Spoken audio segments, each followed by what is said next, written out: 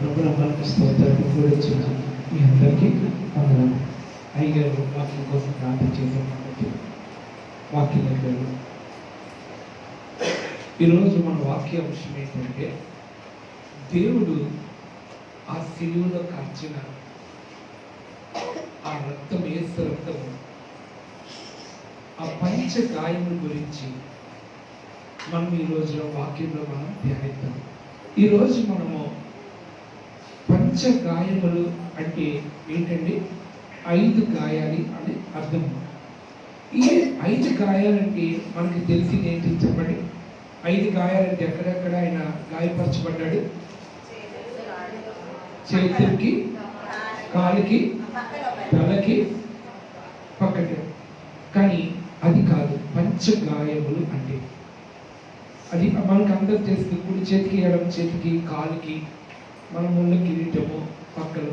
అది కాదు గాయాలంటే. పంచ గాయములు అంటే బైబిల్లో ఈ 5 గాయాల గురించి దేవుడు, పరిశుద్ధాత్మ దేవుడు బైబిల్లో రాయబడింది. యేసయ్య నీ కోసం, నా కోసము అంతగా సిలువలో గాయపరచడం అవసరమా? ఆయన రక్తము కాల్చితే సరిపోయింది కదా. ఒక రక్తం కాల్చేస్తే నీకు నాకు పాప క్షమాపణ వచ్చేస్తే కదా. కానీ దేవుడు ఎందుకని ఆయన అంతగా గాయపరచబడ్డాడు?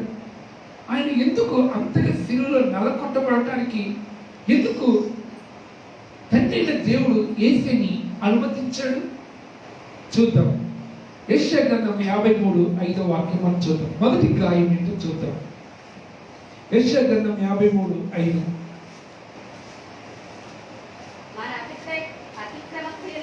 మన అతిక్రమ క్రియలు బట్టి అతడు గాయపరచబడెను, మన దోషముల బట్టి నలగొట్టబడెను. చాలండి. మన అతిక్రమ క్రియలు బట్టి అతడు గాయపరచబడెను. ఫస్ట్ గాయం ఏంటంటే అతడిని గెస్సిమేన తోటలో అతను ఈడ్చుకొని వెళ్ళేటప్పుడు అక్కడ చాలా మంది అతన్ని గాయపరిచారు. ఆ గాయాలు ఎలాంటి గాయాలు అంటే బయటికి కనపడే గాయాలు కాదన్నమాట. మొట్టమొదటి గాయం పిలాతు దగ్గర నిలబెట్టి ఆయన ముసుగు వేసి, చరిత్రకారులు చెప్తా ఉంటారు 600 మంది కలిసి ముఖం మీద గుద్దారంటే ఆ గాయం బయట కనపడట్లా. అది ఇన్నర్గా బ్లీడింగ్ అవుతా ఉంది. ఈరోజు మనము కూడా చాలాసార్లు బయటికి బండి యాక్సిడెంట్ అయినప్పుడు కానీ, కాలు తట్టి కింద పడిపోయినప్పుడు కానీ, కాలు వాసింది కానీ, ముఖం వాసింది కానీ బయట రక్తం మట్టికి కనపడదండి. ఆ లోపల ఆ బ్లీడింగ్ బాగా అవుతూ ఉంటుంది అనమాట.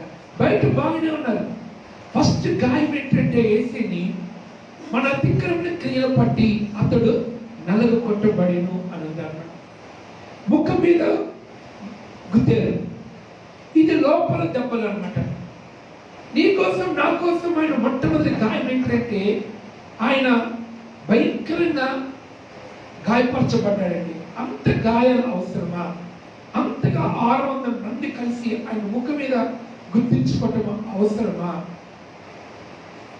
అంతగా నలగొట్టబడటానికి అవసరమా? నీ కోసం, నా కోసము ఆయన రక్తం కార్చుంటే సరిపోయింది కదా. దేవుడు నీ పట్ల, నా పట్ల ఆయన చూపించిన ప్రేమ చూడండి. ఆ మొట్టమొదటి గాయం అన్నమాట. రెండో గాయం గురించి మనం చూద్దాం.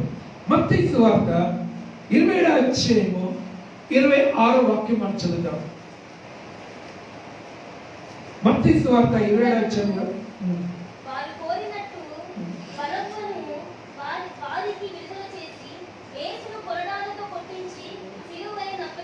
రెండో గాయం ఏంటంటే ఆయన్ని కొరడాలతో కొట్టించారట. ఆ కొరడాకి సీసం పెట్టులు గుచ్చారు. భయంకరంగా 5 కొక్కులు ఉంటాయట. దాంతో యేసుని కొరడాలతో కొట్టారనమాట. అంటే యూదుల ఆచారం ప్రకారము 39 సార్లు కొట్టాలి. 40 సార్లు కొడితే ఇక కొట్టకూడదు. 40 సార్లు 40 దెబ్బలు కొడితే ఇక కొట్టకూడదు యూదుల ఆచారం ప్రకారం. కానీ యేసు ప్రభుని 39 సార్లు ఎన్ని మార్లు కొట్టారనండి. పౌలు అంటాడు కదా, చూడండి 2 కొరింథీ 11వ అధ్యాయము 24వ వాక్యంలో చెప్తాడు.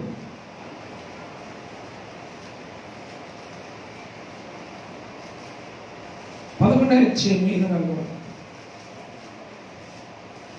2 కొరింథీ 11:24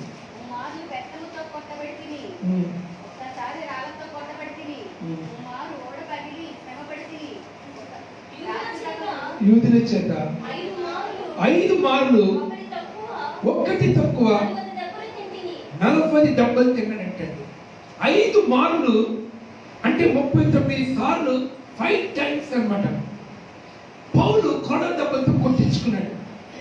ఎందుకు యేసయ్య 39 సార్లు ఎన్ని మార్లు కొట్టారనండి? ఎలా కొట్టారో చూద్దాం. బైబిల్ కీర్తనలు 129వ అధ్యాయము 3వ వాక్యం మనం చదువుదాం. కీర్తనలు 129:3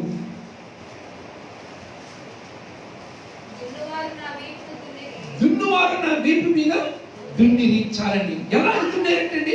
పొలంలో దున్నుతారు కదండి, పంట వేసేటప్పుడు అలాగ దున్నేశారంటండి. వీపు మొత్తం, వీపు మీద, ముఖం మీద, చేతుల మీద, కాళ్ళ మీద అలాగ దున్నపడ్డాడంటండి. అలాగే కీర్తనలు 22:17 కూడా చదువుతాం. కీర్తన 22:17 నా ఎముకలన్నీ నేను లెక్కింపగలను. యేసయ్య నీ కోసం, నా కోసం ఆయన ఎన్ని మార్లు కొట్టించుకున్నాడు కొడలతో. 39 కొట్టి ఆగటం, 39 కొట్టి ఆగటం, అలాగే ఎన్ని మార్లేనండి. అంటే దున్నబడిపోయింది అనమాట. ఆయన ఎముకలు లెక్క పెట్టుకుంటున్నాడు. అంటే ఇంకా ఆయన దేహంలో మాంసం అనేది లేదు. ఇంకా నీ కోసం, నా కోసము ఆయనకి మాంసం అనేది లేదు. నువ్వు చేసిన పాపము, నీ చేసిన పాపానికి దేవుడు, తండ్రి అయిన దేవుడు యేసయ్యని అలాగా కొడతో కొట్టిస్తానికి అప్పగించాడు.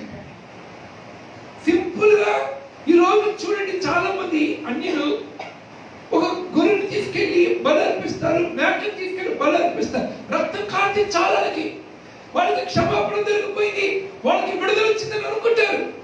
కానీ యేసయ్యకి ఆయన రక్తం కార్చలేదు. ఆయన రక్తం కార్చలేదు. ఎలాగంటే ముందు ఆయన నీ కోసం, నా కోసం భయంకరమైన శ్రమ అనుభవించాడు. ఆయన దేహం మీదకి మాంసము తెలియలేదండి. ఆయన కొడుతుంటే మాంసము లాగి ఆ గోడ కత్తుకుంటున్నాడు. నీ కోసం, నా కోసం అంతగా శ్రమ పడ్డాడండి. అంతగా నన్ను కొట్టబడ్డాడు. ఇది ఎన్నో గాయము? ఇది 2వ గాయం. మొదటిది మూగు దెబ్బలంటారు, ఇన్నర్ గాయాలు. 2వది ఆయన కొడా దెబ్బలతో నిన్ను నన్ను భయంకరంగా నీ కోసం, నా కోసం ఆయన కుట్టించుకున్నాడు. ఎముకలు లెక్క పెట్టుకుంటున్నాడు. నీకు ఒక చిన్న దెబ్బ తగిలితే చాలు, కట్టగా ఉనికిపోతాను కదండి. అసలు అల్లాడిపోతాం మనమైతే.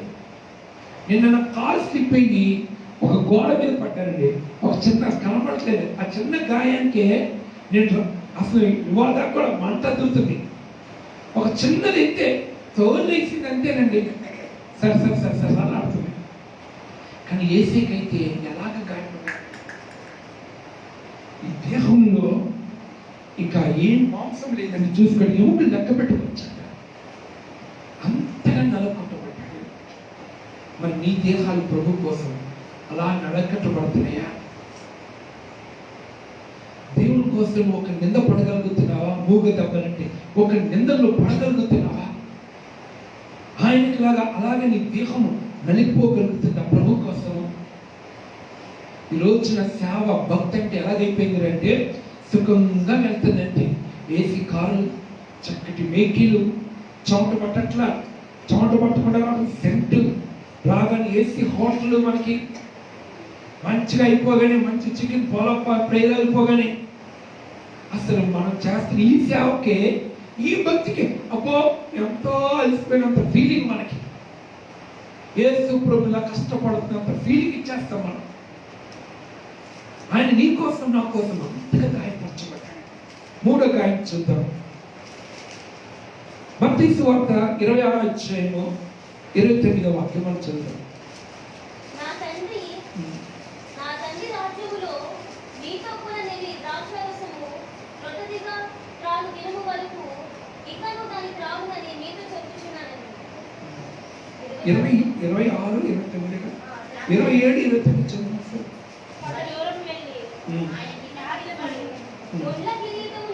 ముళ్ళ కిరీటమును అల్లి ఆయనకు తలకు పెట్టి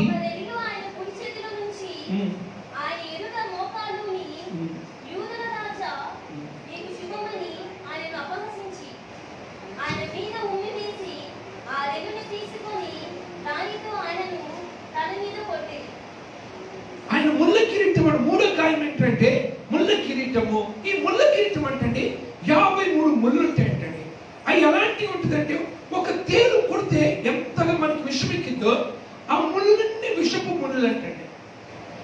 4 ఇంచెస్ ఉంటుంది ఒక్కొక్క ముళ్ళు వచ్చి. దాన్ని పెట్టి తల మీద కర్రతో కొట్టారంటండి. ఉమ్ము వేసి ఆయన ముఖం మీద ఆయన ఉమ్ము వేయించుకొని ఆ ముళ్ళ కిరీటం పెట్టి ఆయన మేకుతో కొట్టారండి. తల కర్రతో కొట్టారంట. అంటే మూడో గాయం ఏంటంటే ముళ్ళ కిరీటము. ఆయన తల మీద పెట్టి కొడుతుంటే అలాగ లోపలికి దిగిపోయిందండి. నీ తలంపులు ఎలా ఉన్నాయి? నా తలంపులు ఎలా ఉన్నాయి? నా చెడు తలంపులు, నా చెడు ఆలోచనలు, చెడు ఉద్దేశాలు, చెడు కోరికలు, దానివల్ల ఆయన ముళ్ళ కిరీటం వేయబడ్డాడు. నీ శరీరం చెడు కోరికల వల్ల ఆయన దేహం అంతా దున్నబడిందట. నీ ముఖముకి సౌందర్యం ఇస్తానికి ఆయన ముఖం మీద గుర్తించుకున్నాడంట. విన్నారా? దేవుని కోసం నువ్వు ఏం చేయకుండా నీ తలుపులు ఎలా ఉన్నాయి? 4 ఇంచెస్ అన్నమాట. పెట్టి కొడుతుంటే మీ నాన్న కొడతాడని తలుపుల వల్ల నువ్వు చేసిన పాపానికి మీ నాన్నకి ఇలాంటి శిక్ష విధిస్తే మీ నాన్న అనుభవిస్తానికి సిద్ధమేనా? మీ అమ్మ అనుభవించగలిగిద్దా? సరే, నువ్వు చేసిన పాపానికి నీకు శిక్ష పడితే నేను అనుభవించగలుగుతామా? కొద్ది ఒక కలదిక్కుడు ఒక దెబ్బ కొడితేనే రోడ్డు మీద కేకలు పెడతాం మనమైతే. కానీ ఏసీ నీ కోసం నా కోసం ఎంత గాయపరచుకున్నాడు. ముళ్ళ కిరీటం అన్నమాట. మూడో గాయం 4 అంగుళాలు ఉంటుంది అక్కడ. కొట్టి దిగిపోయింది. ఆయన సంతోషంగా దాన్ని స్వీకరించాడు. నాలుగో గాయం ఏంటంటే ఆయన చేతులు కాళ్ళు, 2 చేతులు కాళ్ళు. ఆయన ఎంత వెయిట్ ఉంటాడు ఆయన. ఆ ఒక్క శిలువ మీద ఆ 3 మేకులతో ఎలాడుతా ఉన్నాడు. ఎంత భారంగా ఉంటుంది. అది కూడా తుప్పు పెట్టే మేకులు అంటే అది కూడా 13 అంగుళాలు ఉంటుంది. 13 అంగుళాలు తుప్పు పెట్టింది అన్నమాట. దాన్ని కొడుతుంటే తుప్పు పెట్టింది. ఎంత బాధపడ్డాడు. ఈ చేతులతో నేను చేసిన పాపానికి ఆయన ఆ శిలువలో 4వ గాయపరచుకోండి. 4వ గాయం. 5వ గాయం ఏంటంటే ఆయన బతుకున్నాడా లేదా అని టెస్ట్ చేస్తానికి ఆయన ఒకడు వచ్చి ఆ బెల్లం తీసుకొని వచ్చి ఆ డొక్కల్లో పొడిచాడు. అది 5వ గాయం. ఈ 5 గాయాలండి యేసు ప్రభు నీ కోసం నా కోసము అనుభవించాడు. ఎవరి కోసం ఈ గాయాలు అనుభవించింది? అందరికి కోసం కాదు ఈ గాయాలు అనుభవించింది. అందరికి కోసం కాదు. ఆ శిలువలో ఆయన గాయపరచబడింది. ఎవరి కోసం రా అంటే బైబిల్లో చూద్దాం. యెషయా గ్రంథం 53వ అధ్యాయము 10వ వాక్యం మనం చదువుదాం. 53:10. యెషయా గ్రంథం 53. అతని నలుగగొట్టుటకు యెహోవాకు ఇష్టమైనను ఆయన అతని వ్యాధి కలుగజేసెను. చేయగా ఒక సంతానము చూచును అనుంది ఇక్కడ. ఒక సంతానము కొరకు ఆయన శిలువలో మరణించారు. ఎవరో సంతానము? ఒక సంతానము చూచిందట. అబ్రాహాము సంతానం మనం చెప్పుకుంటున్నాం. బైబిల్ 150 సార్లు ఉంది నువ్వు అబ్రాహాము సంతానం అని. ఒక సంతానం కొరకు ఆయన శిలువలో మరణించారు. ఆ సంతానమే ఆ శిలువను చూసిందట. ఆయన పడిన శ్రమను చూసిందట. ఆ సంతానం ఏం చేసింది? ఒక సంతానము కొరకు ఆయన శిలువెక్కాడు. ఆ సంతానం ఏం చేసింది? మీరు కూడా ఆయన సంతానమా కాదా? ఒక్కసారి గ్రహించుకోండి. నువ్వు బాప్టిజం తీసుకున్నా రైటే, బల్లారం తీసుకుంటున్నా రైటే, కానీ నువ్వు ఆయన సంతానం అయితే నువ్వేం చేస్తావు? ఆ సంతానముకే దేవుడు ఒక మర్మాలు బయలుపరుస్తాడు. ఆ సంతానమే ఏం చేసింది చూద్దాం బైబిల్లో. కీర్తన 22:30 వాక్యం. కీర్తన 22:30. ఒక సంతతి వారు ఆయనను సేవించుదురు, రాబో తరమునకు ప్రభు గురించి వివరిస్తారన్నమాట. ముగింపు లేని సంతానము. ఒక సంతతి వారు యేసును చూస్తారు. ఆ సంతతి ఏం చేసిందంటే అండి, ఆయన సేవిస్తారంట, ఆయన్ని ప్రకటిస్తా ఉంటారంట. ఆయన సంతానం. ఈ రోజు నువ్వు దేవుని గురించి ప్రకటిస్తున్నావా? నువ్వు ఆయన సంతతి వారి కోసం అంటాడు. ఆయన అంత గాయపరచు. ఎందుకు అంతగా నలకొట్టబడ్డాడు? బైబిల్లో కానీ ప్రపంచ చరిత్రలో కానీ దేవతలు దేవుడు అనబడుతున్న వ్యక్తి కానీ ఎవరు కూడా ఎంతగా గాయపరచబడిన వ్యక్తి ఎవ్వరు లేరు. అంతగా నలకొట్టబడిన వ్యక్తి ఎవ్వరు లేరు. ఎవరి కోసం అంటే ఒక్క సంతతి కోసము. అందరి కోసం కాదని. ఆ సంతతి దేవుని చూసిందంట. ఆ సంతతి దేవుని అంటండి ప్రజలకు చేసిందంట. ఆ సంతతి యుగం, దానికి ముగింపు లేని సంతతి అన్నమాట. ప్రభు రాకడ వచ్చేంత మట్టికి భూమి ఆకాశం గతించిపోయే ఉన్న మట్టికి ఆ సంతానం అంట ప్రభు కోసం ప్రకటిస్తూనే ఉంటుందంట. అది ప్రభుని చూస్తూనే ఉంటుందంట ఆ సంతతి. ఈరోజు నువ్వు దేవుని కోసం నువ్వు ప్రకటిస్తున్నావా?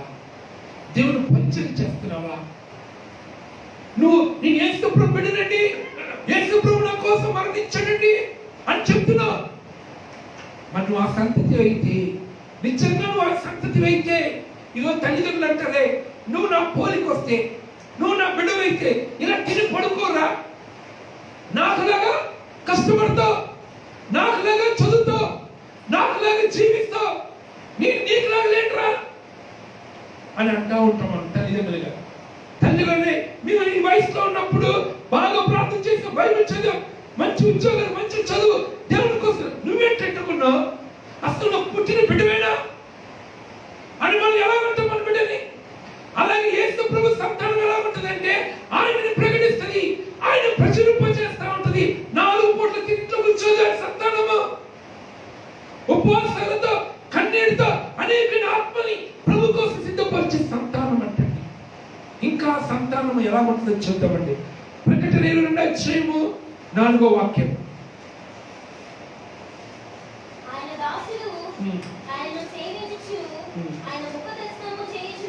ఆయన దాసులు ఏం చేస్తారంటే అండి, ఎవరు దర్శనం చూస్తారంట? ఆయన ముఖ దర్శనములు చూస్తారంట. హల్లెలూయా. ప్రతి దినము అంటే ఆయన ముఖ దర్శనములు చూసే కళ్ళుని కళ్ళు ఉంటాయి. ఈరోజు ఆయన ముఖ దర్శనములు చూస్తున్నావా? ఉదయం లేచి ఆయన ముఖ దర్శనాన్ని చూడగలుగుతున్నావా? నీ మనోనేత్రాలతో నీ కళ్ళు ఏం చూస్తున్నాయి? 24 గంటలు సినిమా చూస్తే, సీరియల్ చూస్తే, ఫేస్బుక్ చూసుకుంటావు, చాటింగ్ చేసుకుంటావు, వాట్సాప్ చూస్తావు, అందరి ముఖాలు చూస్తావు. నువ్వు ఆయన ముఖం ఇంక నువ్వేం చూస్తావు? కాబట్టి ఎవరి ముఖం చూడాలనుకుంటున్నా? కాబట్టి నా కూతురు ముఖం చూడాలండి, నా కొడుకు ముఖం మంచిదే, తప్పు కాదు. నువ్వు ముఖ దర్శనం చేసావా? దేవుని ముఖ దర్శనం. యవనస్తులకైతే ఇంకా బాయ్ ఫ్రెండ్ ముఖం చూడాలి, ఉదయం లెక్క గర్ల్ ఫ్రెండ్స్కి అయితే బాయ్ ఫ్రెండ్ ముఖం చూడాలి. ఎవరి ముఖాన్ని చూడాలని కోరుకుంటున్నాను? ఉదయం లెక్కనే తల్లి నా కూతురు ముఖం చూస్తే కానీ బయటికి వెళ్ళండి. వాళ్ళు ఎదురు రావాలి, నీ కూతురు ఎదురు రావాలి, నీ భర్త ఎదురు రావాలి, నీ భార్య ఎదురు రావాలి, బయటికి వెళ్ళి చూడు. వాళ్ళ ముఖాలు చూస్తే బయటికి. ఆయన సంతతి వారంట ఆయన ముఖము దర్శనం చేస్తా ఉంటుంది. ఆయన ముఖ దర్శనమును చేస్తే, ఆయన ముఖాన్ని చూస్తాను వెళ్తుంటే నీకు ఎదురే ఉండదని ఈ లోకంలో. హల్లెలూయా, హల్లెలూయా, హల్లెలూయా. ఈ రోజున ఆయన సంతతి వారికి దేవుని వాక్యంలో ఉన్న గొప్ప గొప్ప మర్మాలు దేవుడు బయలుపరుస్తాడు. నువ్వే సంతతిగా ఉన్నావు. ఇంకా ఆయన సంతతి ఎలా ఉంటుందో మనం చూద్దాం. మలకి 2:15 వాక్యం మనం చదువుదాం. మలకి 2:15.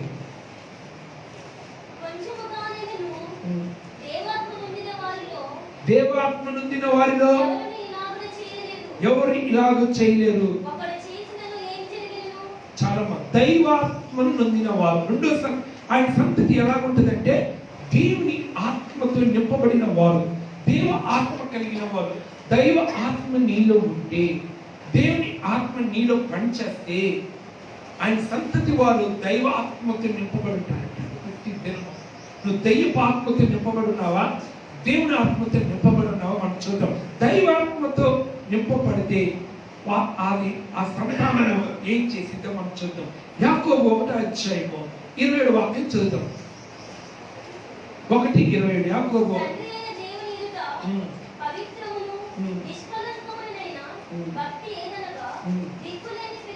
దిక్కులేని పిల్లలను, విధురాండ్లను వారి ఇబ్బందులలో పరామర్శించుటయు,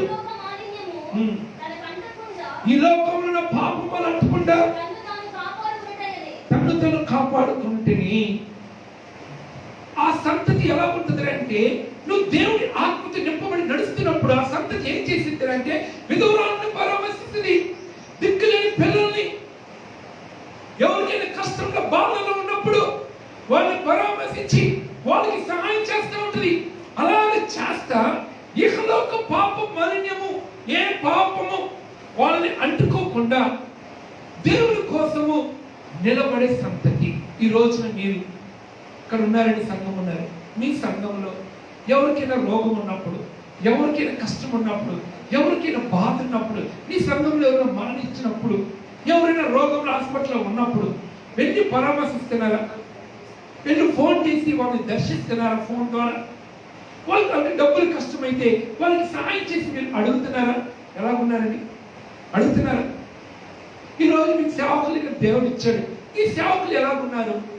అరే పాపం నువ్వు చికెన్ తినేటప్పుడు కానీ మటన్ తినేటప్పుడు ఎప్పుడు నీకు గుర్తుకొస్తాడు నీ సేవకుడు. అరే నా సేవకుడు ఏమైనా తిన్నాడా అని గుర్తుకొస్తారా? ఆయనకేంట్లేదు, ఆయన తింటేంది నాకు తెమ్మపోతే ఏంటి. నువ్వు బట్టలు కొనుక్కునేటప్పుడు, నువ్వు ఒక వస్తువు కొనుక్కునేటప్పుడు, ఏదైనా తింటున్నప్పుడు, ఏదైనా మంచి చేసినప్పుడు నీ సేవకులు గుర్తుకు వస్తున్నారా? ఏదైనా వంట చేస్తే చాలా పక్కింటానికి ఇవ్వాలనిపిస్తే కానీ అరే సేవకులు పంపిద్దాంరా అని రా. నీ ఇంట్లో ఏం చేసినా నా సేవకులు ఉన్నారు కదా వాళ్ళని చూద్దాంరా అని మనసుందా? అసలు మనకి రాదండి. ఓ రూపాయి వచ్చిందంటే చాలు అది అరే పలానా మన చర్చిలో పేదోళ్ళు ఉన్నారా, వాళ్ళకి పాపం భర్త లేడు, ఎవరు లేరు, వాళ్ళకి నీకు డబ్బు ఇద్దాం అని మనసు ఉందా మీకు? ఉందా? ఆయన సంతతి వారంటండి పరామర్శించి వాళ్ళకి సహాయం చేస్తారంట. మనం చేస్తున్నావా? నువ్వు ఆయన సంతతి అయినా నువ్వు చెప్తున్నా నా కోసం సిలువలో మరణించండి. ఏమంటే 40 దినాలు రేపు శ్రమ దినాలు వస్తున్నాయి. ఏమంటే ఈ శ్రమ దినాల్లో 40 దినాలు ఉపవాసాలు ఉంటారు. 40 దినాలు ఉదయం మధ్యాహ్నం సాయంత్రం వస్తారా? మనం అంతా ఎలా చేసి అలవాటు పడిపోయిన భక్తేనండి. మనలో క్రియలు లేని భక్తి మంది. క్రైస్తవుడికి క్రియలుండవు. ఏమంటే ఎక్కడికి వెళ్తే 40 దినాలు ఉపవాసాలు కదండి, వెళ్ళేసి వస్తున్నారండి గుడికి అంతే, ప్రార్థనకి వెళ్ళేసి వస్తున్నాం అంటే, కానీ క్రియలు నీలో ఉండవండి. క్రియలు నీలో ఉండాలి. దైవాత్మ పొందిన వారు ఏం చేస్తారు? బైబిల్ దేవుని బిడ్డలు ఏం చేస్తారు? ఆయన సంతతి ఎలా ఉంటుందంటే పరామర్శించి వాళ్ళు సహాయం చేసి వాళ్ళు ఆదరించి వాళ్ళ కోసం ప్రార్థించేసి వచ్చింది. నీకు ఉన్నదంటే ఇవ్వయ్యా, నేను లక్ష్యం ఇవ్వనట్లేదుగా, ఇవ్వాలి, చేయాలంటే. నీ ఇంట్లో ఏం చేసుకున్నా అరే పలానా కుటుంబం, మీ సంఘంలో ఎవరో కష్టాలు, ఎవరికి బాధ ఉన్నాయి, ఎవరికి ఇబ్బందులు ఉన్నాయో మీ అందరికీ తెలుసు. మీ అందరికీ తెలుసు. నువ్వు ఎప్పుడైనా నువ్వు ఇచ్చావా? ఒక రూపాయి ఎప్పుడైనా పెట్టావా? నేను ఎప్పుడైనా మనం పెట్టావా? ఈ రోజున చాలా దుఃఖకరమైన విషయం ఏంటంటే, పెళ్ళిళ్ళకి వెళ్తూ ఉంటాం కదండి మనం. పెళ్ళిళ్ళకి వెళ్ళినప్పుడు వాళ్ళు గిఫ్ట్లు అన్నీ ఇస్తూ ఉంటారు. మీకు ఇచ్చి ఒక బుక్ తీసుకొని రాసుకుంటూ ఉంటారండి. నేనేమనుకున్నట్టు నాకు తెలియక ఫస్ట్లో సరేలో వాళ్ళు ఇచ్చింది కౌంట్ చేసుకోవడానికి ఎన్ని డబ్బులు వచ్చింది చూసుకుంటానికి ఇచ్చారు.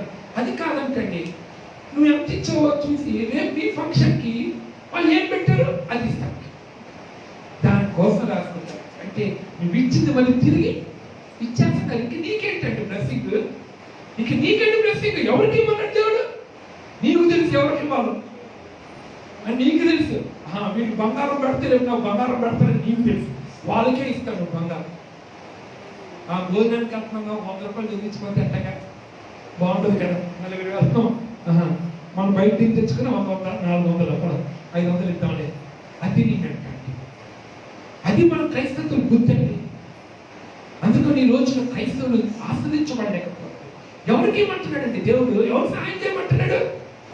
తిరిగి ఇవ్వనోడు నువ్వు ఇస్తే మళ్ళీ తిరిగి ఇవ్వకూడదు నీకు. అది సహాయం అండి. నువ్వు ₹1,00,000 తిరిగి ఆశపడిపోతే ఏ పని చేస్తావు? ఏ పని చేస్తావు కూడా తిరిగి ప్రతిఫలం పొందుకోవాలని ఎన్నడూ ఏ పని చేయొద్దు. కుడి చేతి ఇచ్చి ఎడమ చేతి చెప్పొద్దు. ఏదైనా ఇచ్చామంటే చాలా వస్తుంది, దాని వెనక నీ పేరు రాసేస్తాను. చదవాలని నీ పేరు చర్చిలో వస్తూ ఇస్తే చాలండి, దాని వెనకాల ఒక పేరు ఉంటుంది. అవసరమా? అయ్యగారికి నువ్వు ఇచ్చిన కానుక చదవకపోతే నెక్స్ట్ ఉంటుంది. దిగిన తర్వాత బయటికి వెళ్ళిన తర్వాత ఏంటి మా పేరు చదవాలా, మేము ఎంత ఇచ్చామో చెప్పాలిగా. ఏంటండి తెలిసి అది నీ భక్తి. నువ్వు కూడా ఆయన సంతతిమైన ఆయన సంతతి వారంట. ఎడం చేతి కుడి చేతి ఇచ్చింది, ఎడం చేతికి తెలియదంటే ఏం పని చేసినా కూడా ఫోకస్ అవరవాలంతే. దేవుని బిడ్డలు ఏది కూడా ముందు కనపడాలంటే వాళ్ళు ఎప్పుడు ఎవరు కనపడతారంటే ఆయన ముఖ దర్శనం చేసుకుంటూ వెళ్ళిపోతారంతే. ఆయన ఏం చెప్పాడు బైబిల్ అది చేసుకుని వెళ్ళిపోయింది ఆయన సంతతి. దిక్కులేని వారికి, విధవరానికి, కష్టంలో ఉన్న బాధలు ఉన్న పరామర్శించి వాళ్ళకి సహాయం చేసి వాళ్ళ కోసం కన్నీరు కార్చే వ్యక్తులే ఆయన సంతతి. ఈరోజు పరీక్షించుకో, నువ్వు కూడా దేవుని సంతతివేనా కాదా? ఒక్కసారి గమనించు. నీ కోసం అంత నలకొట్టబడ్డ కారణం ఏంటంటే ఒక సంతతి వారి కోసం. అందుకని అంటాడు, అనేక మంది బాప్టిసాలు తీసుకుంటారు, అనేక మంది అభిషేకించబడతారు అయితే కానీ నా రాజ్యంలో ప్రవేశించేది కొద్ది మంది. నా మార్గం ఎలాంటిదంటే అండి, ఇంకైన మార్గము. దాంట్లో అందరూ ప్రవేశించాలని చూస్తారు, కానీ దాంట్లో ప్రవేశించేది కొద్ది మంది. ఈ రోజున కన్నీరు కార్చు ప్రభా, నేను ఈ సంతతిని చెప్పుకుంటాను కానీ ఈ గుణాలలో ఏది లేదు ప్రభా, నాకు లేదయ్యా. నా దేహం ఈ రోజు నుండి ప్రభు కోసం కష్టపడట్లేదు కాబట్టి నీ దేహానికి అన్ని రోగాలు వచ్చి వచ్చినాయి. ఈ రోజు ఎక్కడ కదలేకపోతున్నాం. సరే దేవుడి కోసం కష్టపడి చేసి వస్తువులుండి ఉపవాసాలు నుండి, సరే గ్యాస్ ప్రాబ్లం వచ్చిందా? ఎందుకు వచ్చినాము? దేవుడి కోసం ఉన్న ఉపవాసం లేకుండా. షుగర్ ఎందుకు వచ్చిందంటే ప్రభు కోసం వచ్చిందిగా. దేవుడి కోసం ఏ పని చేయకుండా, దేవుడి కోసం ఏ కానుకలు ఇవ్వకుండా, ఏ డబ్బు ఇవ్వకుండా నీకు నువ్వే, నీ కుటుంబం నాదమ్మ చూసావా, అది నీకు ఈరోజు ఏమైపోయిందంటే అది నీకు నీ కుటుంబానికి ఒక దరిద్రతగా వచ్చేసింది, రోగ రూపం. సహాయం చేయ ఈ రోజు నుంచి దేవుడికి ఎందుకు ఇస్తున్నాడంటే హెల్ప్ చేస్తానికి, మనం ఇస్తానికి. మన ఒక రోజున ఇలాగే లైన్లో ఒక కాలేజ్ ఉంది, మెడికల్ కాలేజ్. ఆ మెడికల్ కాలేజ్లో వాక్యం వింటా ఉన్నారండి. వింటా వాళ్ళు ఆ పిల్లలు ఈ సంఘానికి నా చిన్న కానుక, అంటే కానుక ఎంత ఇచ్చారని చెప్పను కానీ వాళ్ళు నాకు చెప్పారన్నమాట, అన్న నేను ఆ చర్చికి కానుక వేయాలనుకుంటున్నాను, నా అకౌంట్లో వేసాను. నేను చెప్పను కానుక దాంట్లో వేస్తాను. కానీ ఎక్కడున్నాలో విని ఆ సంఘానికి ఏదో సపోర్ట్ చేయాలి కొద్దిగా. స్టూడెంట్స్ అండి, ఆ తల్లిదండ్రులకు పంపించేది వాళ్ళు మిగిలించుకొని దాచిపెట్టుకొని వాళ్ళని ఇచ్చారు. మనం ఎప్పుడైనా ఇచ్చావా?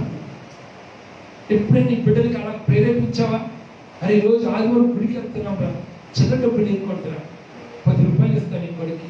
అది ఈరోజు ఒక బిస్కెట్ ప్యాకెట్లో ₹100 లేదు, ఏం దాటలేదండి మనకి. ఎప్పుడైనా మనం కానికిచ్చామండి? ఉద్యోగస్తులు ఇప్పుడు ఉద్యోగస్తులు ₹10, ₹20 చిల్లర వేస్తారు కార్డు పెట్టి. రీచ్గా 500 వారానికి ఏమైంది? అంటే నువ్వు ఇస్తే వేస్తానయ్యా అని అంటారా? అందరూ నాకు సీరియస్ పది వస్తున్నాను చూడండి. ఏమంటే నీకు కావాలి డబ్బులు ఎన్ని తెలియదు అంటావు. నాకు కాదని ఇచ్చేది ప్రభుకి. 4-5 ఉన్నారు, తలా ₹100 తీసుకొచ్చి ఇవ్వండి. ఏంటి కాన్పెట్లో దేవునికి ఇస్తాడండి, ఒకడు ఉన్నాడు. ఇచ్చే దాంట్లో సమృద్ధిగా ఇవ్వండి దేవునికి. ఒక సంతతి వారు ఎలా ఉంటుందో తెలుసండి, వాళ్ళ కోసం వెనకాల ఏమి చూసుకోరంటే దేవుని సేవ కోసం, పరిచయం కోసం, విధురాల కోసం, అనాథుల కోసం, దిక్కులేని వారి కోసం వాళ్ళు ఇస్తూనే ఉంటారంటే జాగ్రత్త, ఈ సంవత్సరం నీ డబ్బులు ప్రభు కోసం ఇవ్వకపోతే నీ బ్యాంక్ లోని డబ్బులు ఎన్ని కరిగిపోతాయి. కట్టగలిగితే తెలుసా, అలాగే హాస్పిటల్కి దాచిపెట్టుకోదు నీ ధనాన్ని. నీ ధనాన్ని దాచిపెట్టుకోదు, ప్రభు కోసం ఖర్చు పెట్టు. ఒక వచ్చి నిన్న ప్రార్థనకి వెళ్ళానండి. వెళ్తే ఆ వెండి మడతాడంట, ఇచ్చి నాకు ఇచ్చి ప్రార్థన చేయమంటుంది. ఇంకా నాకు ప్రార్థనకి ఎవరు ఇస్తుందేమో అనుకున్నా నేను. ఏంటమ్మా ఇదంటే మడతాడు వెండిదంట. నాకు తెలియదండి మడతాడు వెండిది కడతారని. ఏదో తాడు కడతారని తెలుసు, కానీ ఏదేమన్నా కట్టుకుంటారు, కానీ వెండి చేస్తారండి. 2 అడుగు కూడా వెండి. ఎంత అమ్మాయిందంటే ఒక 2,000 అని చెప్పి రూపాయి ఉందని ప్రార్థన. ఈరోజు చూడండి, అంటుంది నిన్నే తెలిసింది నా మనవాడికి వెండి మంటలు పెట్టిందని.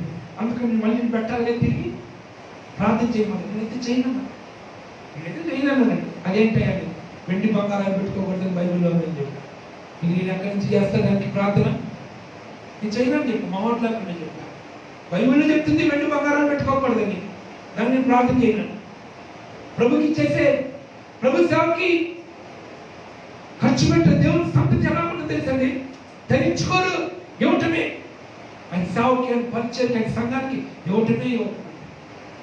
ప్రార్థన చేస్తామండి. అమ్మ ఈరోజు అయ్యగారు చెప్పాడు, పక్కన కూడా మంత్రి రక్షణ చేయాలి, కట్టాలి, మంత్రిగా చేయాలని.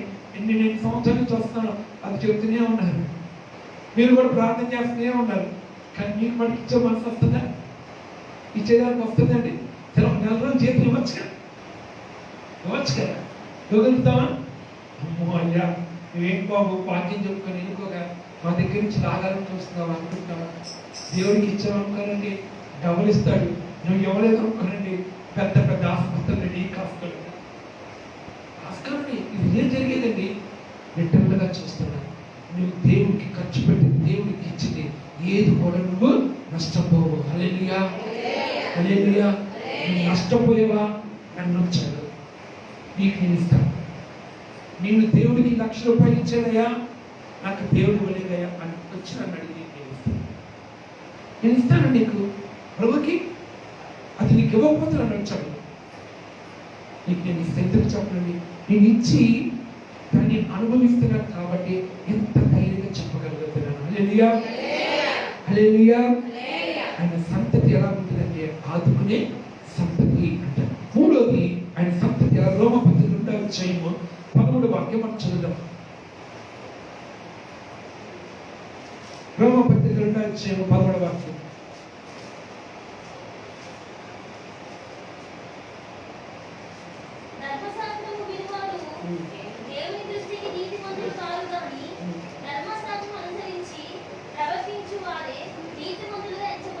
అంటే వాక్యం విన్నంత మటుకి నువ్వు నీతిమంతులుగా మార్చబడవు. దాని ప్రకారంగా ఎవరైతే నడుస్తారో వారు నీతిమంతులుగా మార్చబడతారండి. హల్లెలూయా. నువ్వు బాప్టిజం తీసుకున్నంత మటుకి నీతిమంతులు మార్చబడవు. దాని ప్రకారంగా జీవిస్తే, వాక్యం వింటావు అంత మటుకి నువ్వు నీతిమంతులుగా మార్చబడవు. దాని ప్రకారంగా నడిస్తేనే నేను నీతిమంతులుగా మార్చబడతాము అని ఇక్కడ వాక్యం క్లియర్గా చెప్పబడుతుంది.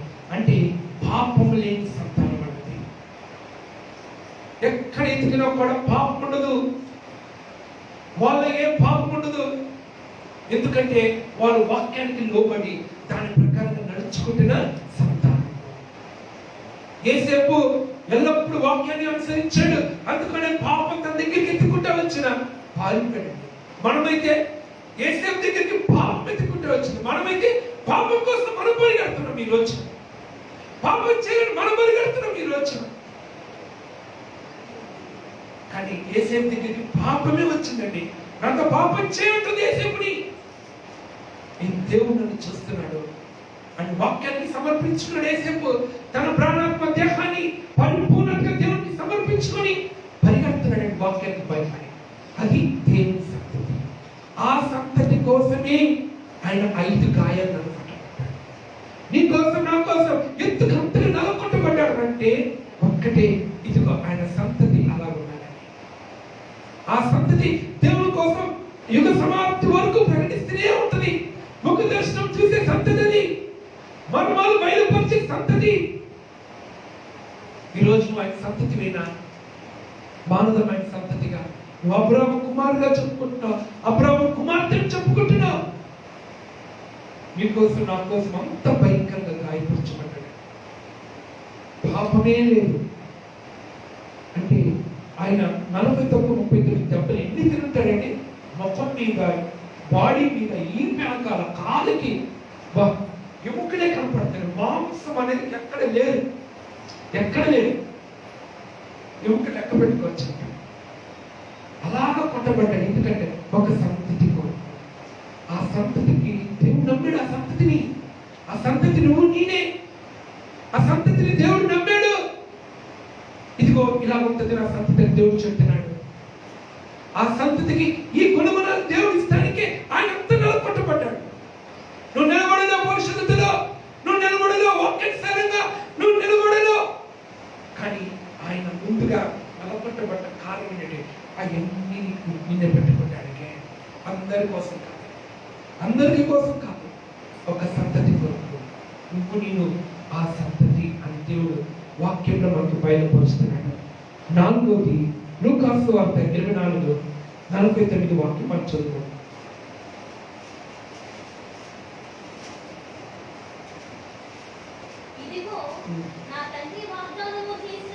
నా తండ్రి వాగ్దానం చేసినది నీ మీదకి పంపుచున్నాను,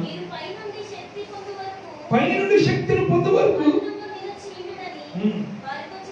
పైనుంచి ఒక శక్తిని పొందినంత మటుకు పట్టణంలో నిలబడి. ఏ శక్తి అంటే పరిశుద్ధాత్మ శక్తి. పరిశుద్ధాత్మ అనే వరముని దేవుడు నీకు నాకు అనుగ్రహిస్తానికి ఆయన కృప చూపిస్తాను. అందుకని ఆయన శిలువలో అంత గాయపరచబడ్డ కారణం ఏంటంటే ఒకటి కారణము, ఆయన సంతతి వారికి ఏంటంటే అభిషేకం కృమరిస్తాడు. పరిశుద్ధాత్మ శక్తిని దేవుడు నింపుతాడు, అన్ని భాషలతో నింపుతాడు, కృపావరాలతో నింపుతాడు, ఆత్మ ఫలంతో దేవుడు నింపుతాడండి. ఈ రోజున పరిశుద్ధాత్మను మనం ఆనందిస్తున్నామా? ఆరాధన చేస్తున్న ప్రయోగానికి నిలబడి నువ్వు కూడా దేవుని ఆత్మతో నింపబడి ఆరాధన చేస్తావా? ఒకరైతే కళ్ళు తెరుస్తూ ఉంటారు, ఒకరైతే దిక్కులు చూస్తూ ఉంటారు. ఎవరు కూడా అభిషేకం పొందుకోవాలని ఎవరు కూడా కోరుకోరండి. ఆయన సంతతి వాళ్ళు ఎలా ఉంటుందో తెలిసే దేవుని ఆత్మతో నింపబడాలి, దేవుని అభిషేకంతో నింపబడాలి, అన్ని భాషలతో నేను మాట్లాడాలి, ప్రవచించాలి, ఆత్మ ఫలంతో నింపబడాలి అని ఒక తపన కలిగి ఉంటాను. ఏ ఆత్మతో నింపబడాలని కోరుకుంటున్నావు? ఇక్కడికి వచ్చి సోమవారం శనివారం దాకా పట్టుకొచ్చిన దెయ్యాలని ఇక్కడ వదులుతున్నారా? కానీ ఎన్ని దెయ్యాలు ఉంటాయి మీలో? కార్తీక దీపంలో దెయ్యం, సినిమాలో ఒక దెయ్యం, జబర్దస్త్ అని ఒక దెయ్యం, సీరియల్ అని ఒక దెయ్యం, కోపం అని ఒక దెయ్యం, అన్ని దెయ్యాలు ఇక్కడ తీసుకొస్తాయి. నిద్ర అని ఒక దెయ్యం, అన్ని తీసుకొచ్చి ఇక్కడ అయ్యగారు ఆరాధిస్తూ ఉంటుంటే అది మీలో నుంచి బయటికి వెళ్ళవు, మీలోనే పెట్టుకుంటా ఉంటారండి. ఏ ఆత్మని మీరు ఏ ఆత్మతో నింపబడాలని కోరుకుంటున్నారు? మీరు దెయ్య ఆత్మతో నింపబడాలని కోరుకుంటున్నారా? ఈ రోజున మీలో ఉన్న బలహీనతలన్నీ ఇక్కడికి వచ్చినప్పుడు అయ్యా ఆరాధిస్తున్నప్పుడు అభిషేకం ఏమవుతాయంటే ఆ దెయ్యాలన్నీ పారిపోతాయండి. హల్లెలూయా, హల్లెలూయా. మీరున్న బలహీనతలు పారిపోతాయి, మీరున్న రోగాలు పారిపోతాయి. మీరు ఏ పాపానికి జయించలేరో ఆ పాపానికి జయించే అభిషేకం దేవునికి ఇస్తాడు. ఆరాధన చేసినప్పుడు నీకేమైందంటే ఈ ఆదివారం నుంచి మళ్ళీ వచ్చే ఆదివారం వరకు నువ్వు నిలబడి దేవునికి ఇస్తాడు. మరి నువ్వు వదిలించుకోవాలనుకుంటున్నావా? ఇంకా నీలో పెట్టుకోవాలనుకుంటున్నావా? అరే నేను ఈ వారం ఇన్ని తప్పులు చేశాను, ఇన్ని దెయ్యాలు పట్టుకొని ఉన్నాను కదా ప్రభా, నాకు ఎన్ని నేను ఆరాధిస్తాను కదా, నేను అన్ని విడుదల పొందుకోవాలయ్యా, తేలిక పరచుకోవాలయ్యా. ఈ ఆదివారం నుంచి మన నెక్స్ట్ ఆదివారం నేను పరిశుద్ధంగా జీవించాలని నిలబెట్టే నువ్వు ఆరాధిస్తున్నప్పుడు ఆ అభిషేకంతో నింపబడింది. మళ్ళీ సోమవారం నుంచి ఆదివారం దాకా, ఈ ఆదివారం నెక్స్ట్ ఆదివారం దాకా ఈ లోకంలో నిలబడాలి అని అంటే ఆయన అభిషేకం కలుస్తాం, ఆయన శక్తిని కలుస్తాం. లేకపోతే నిలబడలేవు, కొట్టుకొని వెళ్ళిపోతాడు సాధన. అందుకు దేవుని అడుగుతాం, ప్రభా నన్ను నువ్వు అభిషేకించయ్యా, నన్ను అన్ని భాషలతో నన్ను నింపాయా, అయ్యా నువ్వు నన్ను కృపతో నింపవయ్యా అని అడుగుతాం. కన్నీరు కాగుతాం. ఆరాధిస్తున్నప్పుడు నేను శక్తితో నింపుతాను. ఈ రోజు నేను బలముతో నింపి నేను ప్రార్థిస్తాను. 4వది ఆయన సంతతి వారు ఏం చేస్తారంటే ఆత్మతో నింపబడతా ఉంటారు. ప్రతి దినము పరిశుద్ధ ఆత్మశక్తితో స్థుతులతో ఆరాధిస్తా, పాటలతో ఆరాధిస్తా ఆయనతో నింపబడతా ఉంటారు. 5వది మత్తయి సువార్త 12 వాక్యం మనం చదువుతాం. మత్తయి సువార్త 19. తల్లి గర్భము నుండి నపుంసకులుగా పుట్టిన వారు కలరు. అంటే తల్లి గర్భము నుండి ఒక సంతకులు ఉన్నారు, నపుంసకులుగా ఉన్నారు. మనుషుల వలన నపుంసకులుగా చేయబడిన నపుంసకులను కలరు. ఉన్నారు. పరలోక రాజ్యం నిమిత్తము తమ్ముని తామే నపుంసకులుగా చేసి చేసుకొని నపుంసకులు కలరు. కలరు. ఇక్కడ ప్రభు చెప్తాడు 3 గుంపులుగా ఉన్నారండి. ప్రభువే వాళ్ళని నపుంసకులుగా చేస్తారు, మనుషుల వల్ల నపుంసకులుగా ఉన్నారు. దేవుని కోసం వారికి వారే ఎలా ఉన్నారంటే అండి నపుంసకులుగా ఉన్నారు. అంటే ఎలాగంటే ఇప్పుడు వాళ్ళు శరీరం లేకుండా జీవించేవారు. ఈ రోజున భార్య భర్తలు పెట్టుకున్న ఎలాగంటే వాళ్ళు దేవుడి కోసము ఇంకొక అమ్మాయితో తిరగరు. అది అర్థం. నపుంసకులు అంటే నాకు ఒక్క భార్య ఉంది, చాలా భార్యతో బతుకున్న సచ్చిపోయి నా భార్యతోనే అంతే. అలాగ ప్రభు కోసము జీవించే సంతానం అంటే ప్రభు కోసము శరీరం ఏ కోరికలు లేకుండా నిలబడే సంతానం, అన్ని కోరికలు విడిచిపెట్టుకునే సంతానం. దేవుడి కోరికని నీకు పాపం చేస్తే నీకు అధికారం ఉంది, కానీ ప్రభు కోసం నువ్వు ఏ పాపం ఏసేపుకి పాపం చేస్తే ఛాన్స్ వచ్చింది, కానీ దేవుడు నాకు ఉన్నాడు, నేను ఆ పాపము చేయగలుగుతున్నాడు. అంటే దేవుడి కోసం ఒక ప్రతిష్టత ఏంటి? పాపం చేయను, సినిమా చూడను, సీరియల్ చూడను, అబద్ధం ఆడను, నేను ఏ అమ్మాయితో నేను మాట్లాడను, ఏ బాయ్ ఫ్రెండ్, ఏ గర్ల్ ఫ్రెండ్ నాకు వద్దు, ఏ ప్రేమ నాకు వద్దు. నేను దేవుడి కోసము ఒక ప్రతిష్ట కలిగి జీవిస్తాను. యేసయ్య 3.5 సంవత్సరాలు ఆయన ఒక ప్రతిష్టత కలిగి జీవించాడు. ఆ సంతానం ఏం చేసిందో చూద్దాం. 2 కొరింథీ 7 మొదటి వాక్యం.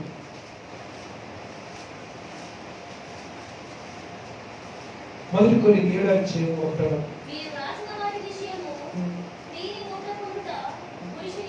స్త్రీని ముట్టుకోకుండా పురుషునికి మేలు. అంటే ఈ దినాల్లో చూడండి, అసలు దేవుడు ఏమంటున్నాడు? స్త్రీనే ముట్టుకోవద్దు అంటున్నాడు. అంటే పురుషులు శేఖరించుకోవచ్చు, బైబిల్లో పవిత్రమైన ముద్దు పెట్టుకోవచ్చని. అంటే దానికి అర్థం ఏంటి? పురుషులే, స్త్రీలు అంతే. మన బెంగళూరు వెళ్ళానండి, నేను బెంగళూరుకి వెళ్ళినప్పుడు మీటింగ్స్కి వెళ్ళాను 3 days. అక్కడికి వెళ్ళినప్పుడు అందరూ మగవాళ్ళందరూ హక్ చేసుకుంటున్నారు, ముద్దు పెట్టుకుంటున్నారు. వాళ్ళకి కల్చర్ అంటారు.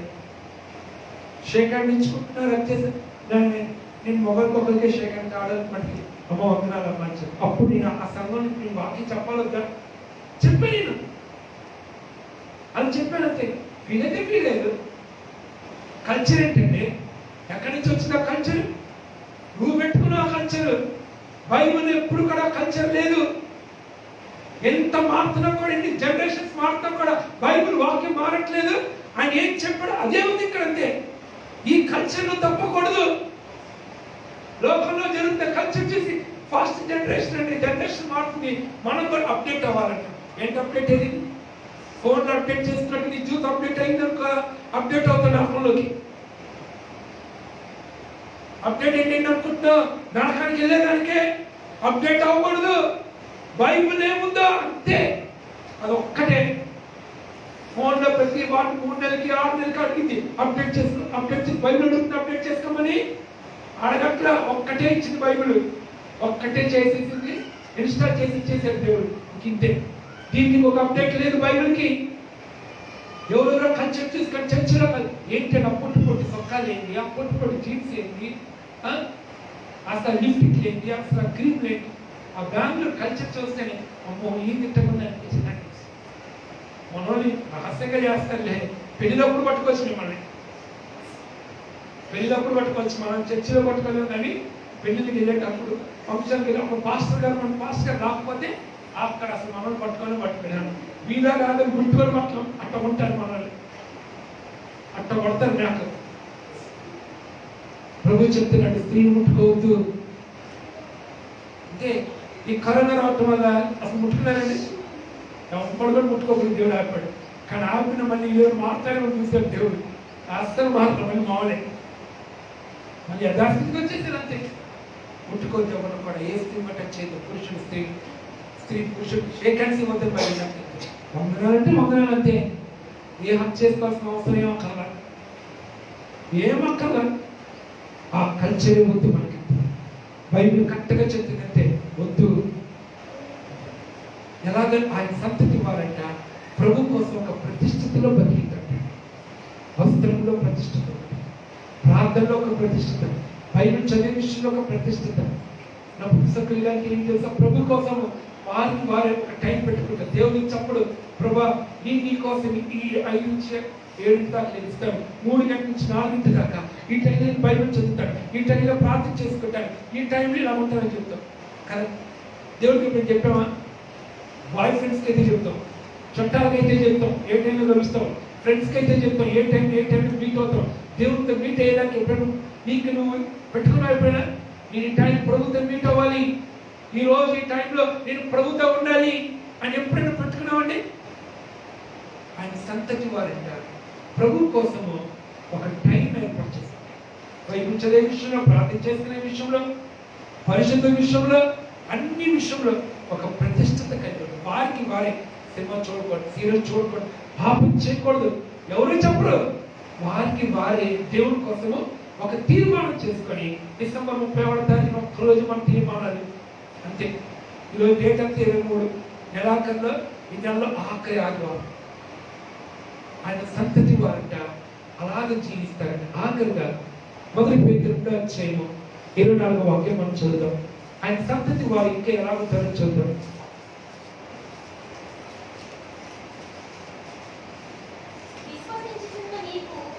ఆయన అమూల్యమైన వాడు, విశ్వసింపని వారికైతే 2:24 1 పేతురు 2:24 మనము పాపముల విషయమై చనిపోయి నీతి విషయమై జీవించినట్లు ఆయన తానే తన శరీరమందు మన పాపములను రాణి మీద మోసుకొనెను. ఆయన పొందిన గాయముల చేత మీకు స్వస్థత నొందింది.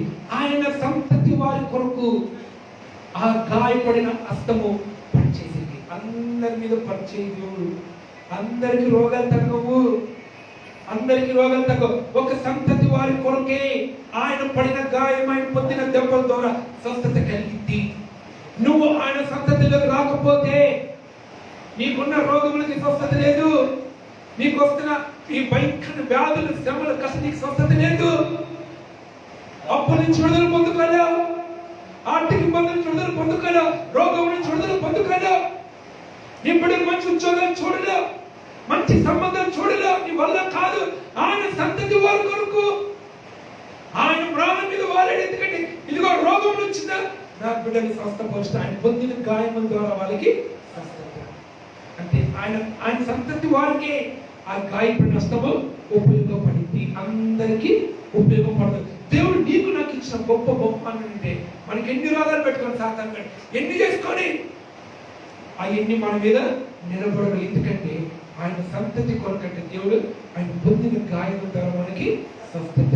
నువ్వు ఎవరి మీద నీ రోగం రాగాని ఎవరి మీద నీకు మనసు వెళ్తుంది? రమేష్ హాస్పిటల్ చెప్తుందా? దేవుడి మీద నీకు మనసు వెళ్తుందా? దేవుడి మీద నీకు మనసు వెళ్తుందండి. మొన్న ఒక ఇంటికి వెళ్ళానండి. ఇంటికి వెళ్తే ఆయనకి ఏం లేదు, ప్రే చేసినప్పుడు దేవుడు చెప్తాడయా ఇది జనరల్ వీక్నెస్, నీకు ఏ రోగం లేదంటే ఆయన నమ్మట్లే. వెళ్ళి హాస్పిటల్కి వెళ్ళి 10,000 ఇచ్చి అన్ని బాడీ మొత్తం చెక్ చేసుకొని వచ్చాడండి. ఏ రోగం లేదండి. నాకు అలా చెక్ చేసుకొని రాగానే అనిపిస్తుంది, 10,000 లేదు, దేవుడు సేవ నాకు ఇస్తారండి. మనం మాట చెప్తే నమ్ముతారా? ఆ పనికి మనోడు పేరు నమ్ముతాడు. వాడు 10,000 తీసుకొని వాడు అప్పుడు ఇస్తాడు. నీకేమని, నీకే రోగం లేదని. అప్పుడు నువ్వేమంటావు? అమ్మయ్యా దేవుడికి స్తోత్రం అంటాడు. అని 10,000 పోయింది. అదే సేవకులు రూపాయి ఇచ్చారు అంటే నువ్వు ఆయనకి ఇచ్చావు. ఆయనకి ఇచ్చిన ఆయనకి ప్రార్థన పిలిస్తే కూడా రాయాలి. ఆయనకు ఒక 100 రూపాయలు ఇచ్చావు. ఇదేం చెప్తాడు? డాక్టర్కి 10,000 పెట్టి వాడు క్లీన్ చెక్ ఇస్తాడు. ఏమని, నీకేం లేదని. కానీ నీకు ఆ 10,000 పోయింది బాధలేదు అంటాడు. 10,000 మాత్రం పోయిందిలే. అమ్మయ్యా. అరే దేవుడికి సేవకుని ఎప్పుడు ఇచ్చావా? నీ కోసం కన్నీరు కాసిన సంఘానికి ఎప్పుడు ఇచ్చావా? ఎంతమంది ఒక తల్లి అయితే వాళ్ళ అక్కడికి క్యాన్సర్ వచ్చింది, వాళ్ళకి క్యాన్సర్ వచ్చింది, ఇంకొకరికి క్యాన్సర్ వచ్చింది, అందరికీ వచ్చింది క్యాన్సర్. ఆ తల్లి కూడా క్యాన్సర్ వచ్చింది, భయం వేసిపోయింది. అమ్మ ఏం ఉండదు, మనకి ఏం ఉండదు, అంత నార్మల్గా ఉంటుంది. దేవుడు చెప్తే నమ్ముతారండి మన మాట? నమ్మనే నమ్ము. వెళ్ళాడు చెక్ చేస్తే ఏం లేదు, దేవుడు అంత బాగా అని దేవుని కోసం ఒక్క రూపాయి ఇష్టానికి గిటన కొట్టేసుకుంటాం. డాక్టర్కి 5 లక్షలు 10 లక్షలు స్టంట్ అయ్యారా 3 లక్షలు దా అని అనుకని ఎక్కడి నుంచి వచ్చేస్తే డబ్బులు తెలియదండి. అమ్మాయి మందిని కట్టారు అక్కడ మా దగ్గర అని అంటారు. అది ఒక రూపాయి ఆడు చెప్పగానే అక్కడ ఎక్కడి నుంచి పుట్టుకొస్తే నేను డబ్బులు నువ్వు దాచిపెట్టావు. అదేంటి మన భక్తి. ఆయన సంతతి వారట. ఆయన పొందిన గాయాల ద్వారా స్వస్థత. ఇక రోగం రాదని దేవునికి దేవుడు ఆధారపడాలి. దేవుని గాయపు నష్టం మీద నువ్వు ఆధారపడాలి. స్వస్థత ఆయన ద్వారా నీకు కలిగింది. నీకు ఏ రోగంకి ఏ కష్టం ఏ బాధ ఆయన గాయాల నుంచి వచ్చే ఆశీర్వాదము, ఆయన గాయాల నుంచి వచ్చే రక్షణ, ఆయన గాయాల నుంచి వచ్చే నెమ్మది, ఆయన గాయాల నుంచి వచ్చే కుటుంబంలో బలమైన క్రియని పట్ల జరిపిస్తాడు. హల్లెలూయా. ఈరోజు ఆయన సంతతి వారి కొరకట ఆయన అంతగా నలకొట్టబడ్డాడు. ఆ 5 గాయాలు ఎవరి కోసం అంటే ఒక సంతతి వారు. ఆ సంతతి ఎలా ఉంటుంది అంటే దేవుని ప్రచురింపజేసే సంతతి. రెండోది ఏం చేసిందంటే ఆయన సంతతి. రెండోది విధవరాన్ని దిక్కులేని వాడిని ఆదరించే సంతతి. మూడోది పాపం లేని సంతతి. నాలుగోది పరిశుద్ధాత్మలో నింపబడే సంతతి. ఐదోదండి తనకి తానే ప్రతిష్ఠిత దేవుడి కోసం చేసుకొని ఒక నపుంసకులు కోరికలుండే అనేక ఇచ్చల కోరికలుంటే కానీ ఎన్ని చెప్పుకొని ప్రభు కోసము నిలబడే సంతతి. ఆఖరిగా ఆయన పొందిన గాయం మీద స్వస్థత మీద ఆధారపడే సంతతి. ఈ రోజున నువ్వు ఏ సంతతిలో ఉన్నావు? సాతాను సంతతిలో ఉన్నావా? దేవుని సంతతిలో ఉన్నావా? ఆలోచించుకొని వచ్చిన ప్రభు అంటున్నాడు, ఇదిగో మనందరినీ మనం ఆయన సంతతే కానీ నిన్ను నన్ను సాతాను అనేక విషయాలు బలహీనపరిచాడు. ఈ రోజు అంటాడు మళ్ళీ ఆయన సంతతి కాబట్టే ఆయన దేవుడు రోజు మనకు వాక్యాన్ని ప్రకటిస్తున్నాడు. ఆయన సంతతి కొరకే ఈ వాక్యాన్ని దేవుడు చెప్తున్నాడు. మనం అందరం మళ్ళీ ఆయన సంతతిలోకి వద్దామా? సమర్పించుకుందాం. ఈ వాక్యానికి అందరం నిలబడదామా? ప్రార్థించేద్దాం. దేవుని సన్నిధిలో అడుగుదాం దేవుణ్ణి. ప్రభా, ఒక సంతతి కొరకి అందరు చదువులో దీవించబడలేరు. ఆయన సంతతి వారి కొరకే అందరు పరీక్షలో జయం చూడలేరు. ఆయన సంతతి వారి జయం చూస్తారు. అందరికి ఉద్యోగాలు రావు. ఆ సంతతికి ఒక్కరికి ఉద్యోగాలు, ఆ సంతతికి ఒక్కరికి ఆశీర్వాదము, ఆ సంతతికి ఒక్కరికి స్వస్థత, ఆ సంతతికి ఒక్కరికి పరలోక రాజ్యము. ఈరోజు మనందరం కళ్ళు మూసుకుందాం, అడుగుదాం, ఆత్మలో అడుగుదాం. ఈరోజు పరిశుద్ధపరచుకుందాం. ప్రభువా, నన్ను క్షమించండి రాజ్యాన్ని.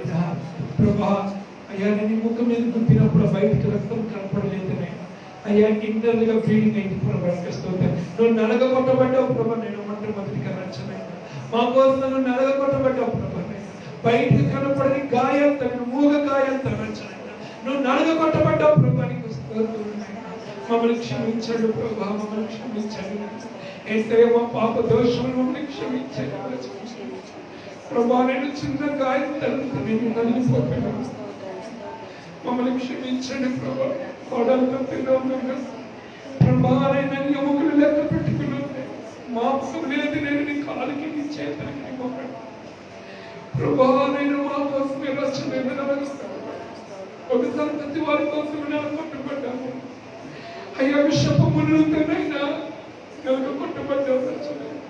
మేకులు తెన్నలు కొట్టబడ్డాను. అయ్యా డొక్కలు కొట్టబడ్డావు. సంతతి వారి కోసం ప్రభా, సంతతి నేను ముఖ దర్శనము చేసుకుంటున్నాను ప్రభా. ఆ సంతతిని కోసం ప్రచురింపజేసి ఆ సంతతి నేను యుగ సమాప్తి వరకు ఉంటున్నాను. యుగ సమాప్తి వరకు మేము ఉండాలి ప్రభా. నేను ఈ సంతతిగా మారుతున్నాను ప్రభా. అయ్యా నీ సంతతిగా మేము మారాలి, నీ సంతతిగా మేము నిలబడాలి ప్రభా. నీ సంతతిగా మేము మార్చబడాలి రచన, నీ సంతతిగా మేము నిలబడాలి ప్రభా. నైనా మమ్మల్ని క్షమించండి. నీ ముఖ దర్శనము చేసుకెళ్ళకపోతున్నాం. మమ్మల్ని క్షమించండి రచన, మమ్మల్ని క్షమించండి రచన. దిక్కులేని వారి మీద నన్ను ప్రవర్తించట్లేదు అయ్యా. మా కడుపు మా బిడ్డల కంటే చెప్తున్నాను. మా ధనము మా బలము మా కష్టమునైనా మేము ప్రభు కోసం ఖర్చు పెట్టలేకపోతున్నాను అయ్యా. మా బంగారం మా ఒంటి మీద ఉంటుంది, మా డబ్బు మా బ్యాంకులో ఉంది రచన. అయ్యా మీ కోసం ఏమి ఖర్చు పెట్టలేదు, మనసే రాబట్టలేదు. అది మా పిల్లలకి వేస్తున్నాం. అనేక మంది దిక్కులేని వాళ్ళు ఉన్నారు, అనేక మంది పేదవాళ్ళు ఉన్నారు, అనేక మంది వాళ్ళ కోసం ప్రార్థిస్తున్నాం. కానీ అది మాకు ఇచ్చే స్వభావం రావట్లేదు అయ్యా మా మౌంటి మీద బంగారం నీ కోసం కరిగిపోవాలి, మాకు నాస్తి వాసన నీ కోసం కరిగిపోవాలి ప్రభా నాయన. అటు కృపని వాడిని వచ్చి అటు కృపని వాడి ఆది అపోస్తులు నేను అన్నిటికీ ఇచ్చేసాను నేను. వాళ్ళ వాక్యం చెప్తే అన్ని సమర్పించుకున్నాను ప్రభా. అయ్యా ఈ దినాల్లో నేను మాకు ఆ భక్తి లేదు నాయన, ఆ భక్తి లేదు. మమ్మల్ని పరిశుద్ధపరచమని అడుగుచున్నాను యేసయ్యా, మమ్మల్ని పరిశుద్ధపరచండి. పాపమని నిస్సంతతిగా లేదు ప్రభా. వాక్యం పెట్టిన మొదటి ప్రకారంగా నడిచిపోతాను, వాక్యానుసారంగా జీవించట్లేదు. ఏ సేపునైనా పాపము రైతు వచ్చినప్పుడు వాక్యం గుర్తు చేసిన పారిపోయాను. ఈ రోజు పాపానికి కమిట్ అయిపోతున్నాను, పాపానికి సినిమాలకి సీరియల్కి కమిట్ అయిపోతున్నాను, అపవిత్రతకి కమిట్ అయిపోతున్నాను. నీ సంతతికి ఎన్ని బిడ్డలకి నేను మమ్మల్ని మాట్లాడుతున్నాను, మమ్మల్ని పరిశుద్ధపరచండి, మమ్మల్ని పరిశుద్ధపరచండి. మా జీవితాలు మార్చమని అడిగించున్నాను ప్రభా. మా తలుపులు మార్చండి, మా ప్రవర్తన మార్చమని అడిగించున్నాను ప్రభా. పరిశుద్ధ ఆత్మకు నింపబడలేదు, ఆరాధించగా ప్రారంభించలేకపోతున్నాం, ఆత్మక సత్యము ఆరాధించలేకపోతున్నాం. మమ్మల్ని క్షమించండి, మమ్మల్ని క్షమించండి ప్రభా. నీ కోసం నా పుస్తకులుగా మారలేకపోతున్నాం, నెరవేర్చిన కోరికలు నేను తీర్చుకుంటున్నాను ప్రభా. ఈ ప్రాణాత్మతి అన్న నీ కోసం జరుగుతున్నాను. ప్రార్థనలోనైనా ప్రతిష్ఠ లేదు, నేను వాక్యంలో ప్రతిష్ఠ లేదు, పరిశుద్ధుల ప్రతిష్ఠ నేను పోగొట్టుకున్నాను ప్రభువా. ఈరోజు మాకు దయచేసి ఒక సంతతి వారి కోసం వెళ్తున్నాం, నీ సంతతి ప్రభువా. అయ్యా నీ సంతతినైనా ప్రభా సాయించి మా కోసం అంత గాయపరచుకున్నా. అయ్యా నీ గాయపడిన వస్తువులను మాకు స్వస్థత అంటున్నాను, ఒక సంతతి వారి కోసమే ఆ స్వస్థత అంటున్నాను. ఇక్కడ ఇప్పుడు అనేక మంది అనారోగ్యంతో బాధపడుతున్నారు, బిడ్డ లేకుండా ఉన్నారు, రక్షణ లేకుండా ఉన్నారు. కృపని పడి అనేక మంది ఆర్థిక ఇబ్బందులతో నలిగిపోతున్నారు, అప్పులు నలిగిపోతున్నారు. అయ్యా కృపని పడి ప్రభా, కృపని పడి రక్షణ. అందరం దేవుని అడుగుతాం, దేవుని పరిశుద్ధపరుచుకుంటాం, దేవుని అడుగుతాం, దేవుని అడుగుతాం. ఆయన కార్యాలు పనులే గొప్పగా ఉంటాయి. ప్రార్థిస్తూ ఉండగా ప్రభువుని అడుగుదాం. విత్తబడిన వాక్యంలో ఎన్నో హెచ్చరికలు ప్రభువారు దైవజనుల నోటి నుండి మనతో మాట్లాడారు. మనకి ఇచ్చినటువంటి ఈ కృపా వాక్యమును బట్టి దేవునికి గట్టిగా స్తోత్రం చెప్తాం. హల్లెలూయా. నీ హస్తములో నిదురింపచేయుమా, నీ ప్రేమతో లాలించుమా,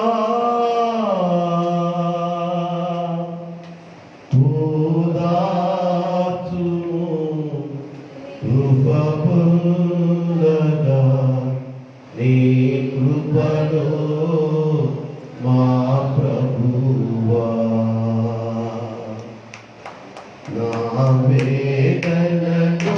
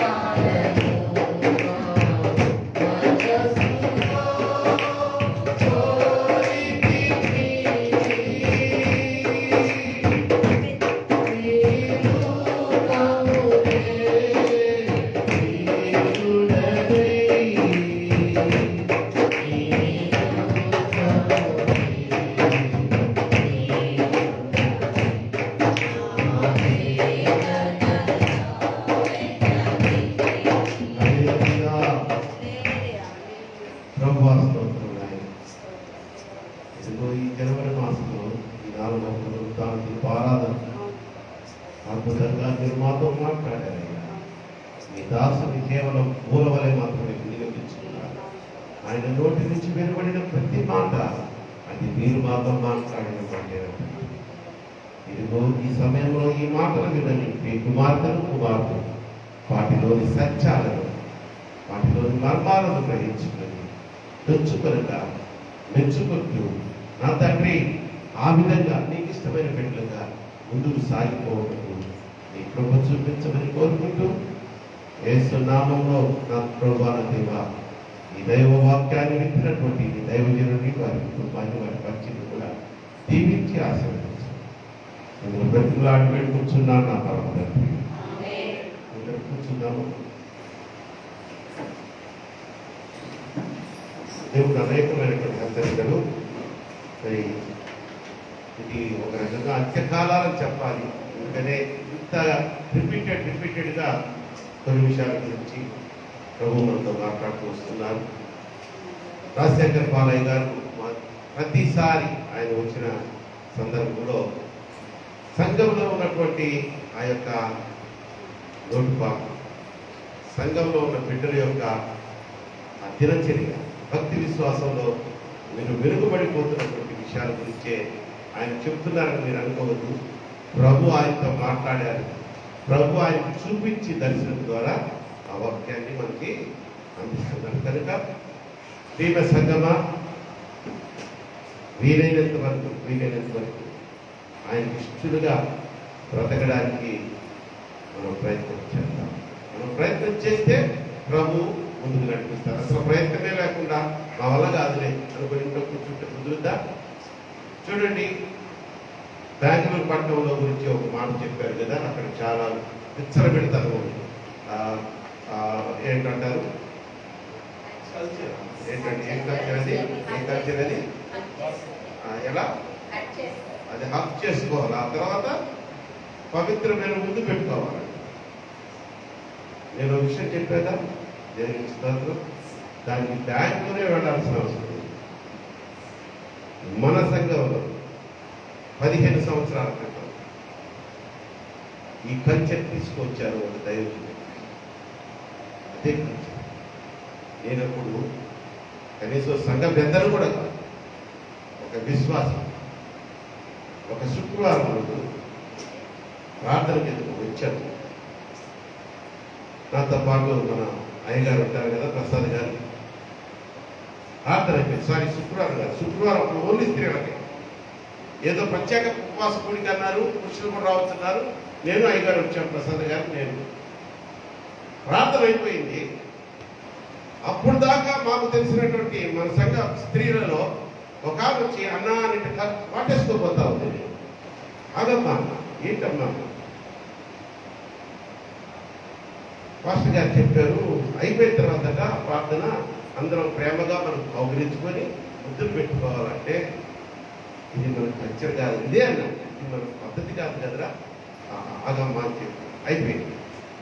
ఆ తర్వాత ప్రసాద్ గారి మాట్లాడుకుంటూ బయట చదువు అపార్థం చేసుకున్నాం. ప్రసాద్ గారు ఏంటంటే ఇది ఇలా వచ్చి మాటేసుకున్న వ్యక్తి ముద్దులు పవిత్రమైన ముద్దులు పెట్టుకోమన్నాడంట. ఆయన చెప్పిన వ్యక్తి వీడి చేయడం వ్యక్తి మన స్త్రీలే కదా, నిన్న దాకా బాగానే ఉన్నారు. ఎందుకంటే ఆయన మొదలే జోయల్ మ్యాన్, అన్ని సరదాగా మాట్లాడారు.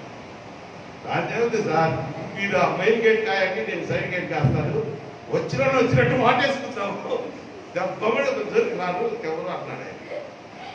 ఆయన జోక్గా చెప్పిన నిజమే. ఒక్కసారి కానీ కట్ చేస్తే వామ్మో ఈడేంటి ఇంత వాటేసుకుంటున్నారని వాళ్ళు గుర్తు వస్తారు. సో ఇది మన కల్చర్ కాదమ్మా. పరిశుద్ధ గ్రంథంలో వ్రాయబడినటువంటి అర్థం వేరు, దాన్ని ఆదయోజనుడు మన సంఘానికి నేర్పించినటువంటి పద్ధతి వేరు. సరే, అది అయిపోయింది. ఆ తరము వెళ్ళిపోయారు.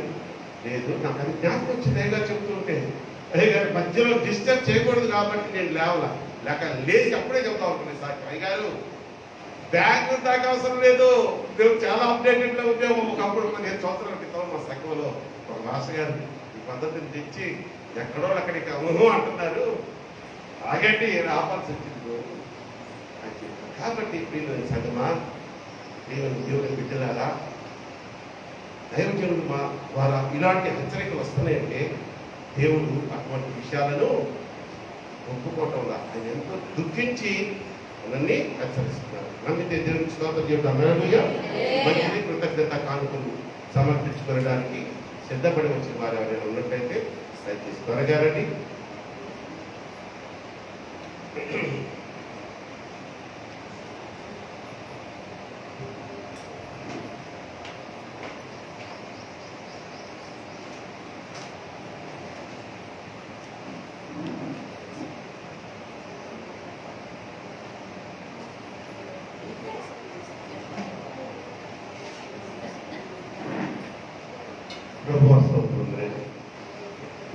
కుమారుడు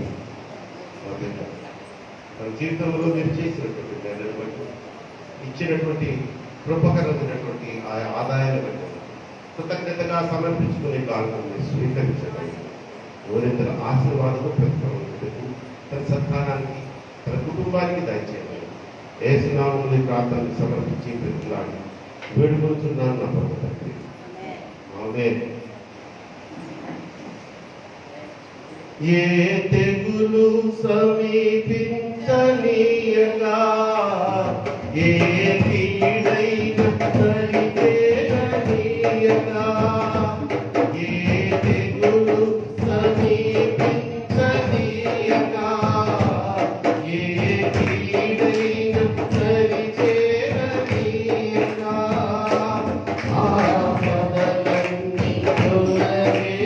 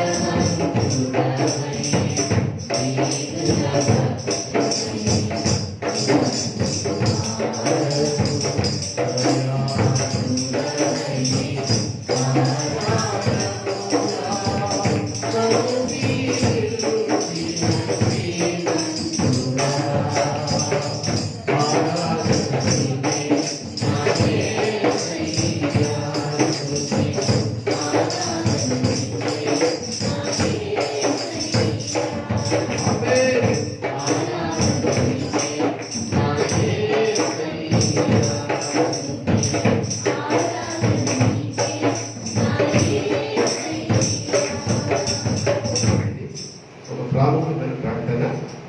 మరి జనవరి మాసం ఈరోజు 23వ తారీఖు కదండి, 24 అంటే ఆదివారం, సోమవారం, మంగళవారము 26వ తేదీ వచ్చింది. 26వ తేదీ ఏంటి? జనవరి 26. చాలా బాగా చెప్పారు. గుర్తుందా మీకు? రిపబ్లిక్ డే రోజు ప్రత్యేకమైనటువంటి ఆరాధన అంటే నేను ఆ రోజు కూడా మిమ్మల్ని గంటల కూర్చోబెట్టే వాక్యాలు చెప్పాను. మన సంఘ ఒక పద్ధతి ప్రకారం దేశాన్ని మనం గౌరవించే ముందు మనం ఎవరము? భారతీయులు కదా? భారతీయులం కాదా? పాకిస్తాన్ వాళ్ళం, చైనా వాళ్ళం కాదు కదా, మనం భారతీయులం. దేశం చాలా గొప్ప దేశం, ఎన్నో సంస్కృతులు కలిసి భిన్నత్వంలో ఏకత్వం కలిగినటువంటి ఒకే ఒక దేశం ప్రపంచంలో భారతదేశం. అందుకని మనం భారతీయులుగా గర్వపడాలి. సో మన భారతదేశానికి స్వాతంత్ర గణతంత్ర దినోత్సవం అంటారు. గణతంత్ర దినోత్సవం, రిపబ్లిక్ డే, అది మనం ఆచరించుకుంటాం. కాబట్టి మీరు ఉదయాన్నే మామూలుగా రావాల్సిన అవసరం ఉండదు. 10 గంటలకు వచ్చినట్లయితే ఒక హాఫ్ అన్ అవరే, ఒక అరగంటే ప్రార్థన చేసి దేశం కోసం, దేశ క్షేమం కోసం, దేశ ప్రజల కోసం, సంఘాని కోసం కూడా ప్రార్థన చేసి జెండా ఆవిష్కరణ కార్యక్రమం ఉంటుంది.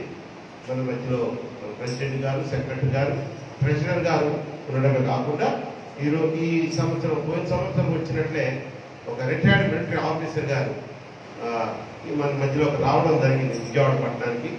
మరి ఆయన నేను ఆహ్వానించాను. ఆయన పేరు బాలగిరి జితేంద్ర గారు. రిటైర్డ్ అయిపోయారు. ఆయన మిలిటరీలో బాగా సేవలు చేసి అటువంటి వ్యక్తి ఉండడం, ఆయన నాకు అన్నగా ఉండడం కూడా చాలా బంధుత్వం ఉంది. కొద్దిగా జ్ఞాపకం చేసుకోవాలి. నిన్ననే కలిశారు ఆయన్ని, వారు కూడా వస్తున్నారు. కనుక ఎవరు అశ్రద్ధ చేయొద్దు, నిర్లక్ష్యంగా ఇదేంటినే అనుకోవద్దు. దేశం కోసం ప్రార్థన చేద్దాం. ఒక అరగంట మాత్రం 10కి వచ్చారనుకోండి, 10:30కి వదిలిపెట్టేస్తాను. చివరిలో ప్రసాద్ గారు మాకేమన్నా అది కూడా ఉంటుందంట, పలహారం కూడా. కాబట్టి వెనకాల భోజనాలు అంటున్నారు. అమ్మ భోజనాలు మాత్రం ఎక్స్పెక్ట్ చేయదు. మీరు దయచేసి, మీరు ప్రతిసారి భోజనం అంటున్నారు, నేను చూస్తున్నాను. కాబట్టి పలహారం చేసుకుందాం. చేసుకోవడం కాదు, పలహారం తీసుకు ఎక్కడికి వెళ్దాం. పిల్లల్ని కూడా తీసుకురండి, బిడ్డల్ని, చిన్న బిడ్డల్ని, వాళ్ళే కలకలగా ఉంటారు. సరేనా? మంచిది. లేచి కూర్చుందామా? వెళ్ళండి. ఇంటికి వెళ్ళిపోవడం ఇష్టం ఉన్నట్టుగా నేనే చాలా బద్ధకంగా లేస్తున్నారు. నిజమే, ఆసక్తి తను ఇక్కడే ఎంతసేపు అయినా పర్వాలేదు, ఉండిపోదాం. ఒక పని చేస్తారా? టిఫిన్ బాక్సులు ఎట్లా మీరు వండుకొని వచ్చేస్తుంటారు. నేను వండుకొని రాలేదు అన్నవాళ్ళు ఎవరు చెప్పండి. రే నువ్వేట్రా, వాళ్ళ వెనకాల నుంచి సాగర్ గారు నేను. సో అందరూ వండుకొని వచ్చారు కదా, మంచి టైం. చక్కగా వండుకుంటారు, చక్కగా ముద్ద గబగబగా ఉన్న దాకా వేసుకొని తింటారో అని తెలియదు, వస్తారు. ఇప్పుడు పోయి మళ్ళీ మనం మన బ్యాటింగ్కే వచ్చేటప్పుడు చక్కగా గిన్నెలో బాక్సులు వేసుకొని వచ్చేయండి. 3 గంటల దాకా మనం సరదాగా, 3 గంటల దాకా ప్రార్థన పెట్టండి. మన టైమింగ్ 1 గంట 1:30 అయిపోద్ది. సరదాగా అందరికీ ఇప్పుడు అయిపోగానే అలా ఉండిగా పారిపోకండి, పలకరించుకుంటే ఒకళ్ళ. అది కూడా పట్టు చీరతోనే నైలాన్ చీరతో అలా కాకుండా అందరూ దయచేసి బెంగళూరు కల్చర్ మాత్రం వద్దు మనకి. అక్క బాగున్నావా అక్క అనుకొని వేసుకోబాకండి, పాటేసుకోబాకండి. అందరం మన పద్ధతిలోనే ఉందాం. కళ్ళు చూసుకుందాం, ప్రార్థన చేసుకుందాం. సంతోషంగా ఉన్న దేవునికి ఒకసారి మంచి స్తోత్రం చెప్పండి. హల్లెలూయా. yes my Lord, yes my Lord. యేసయ్యా కనికరముగా కృపా సంపూర్ణంగా జీవముగా జీవనం ఎంత మంచి సమయాన్ని మాకు ఇచ్చారు.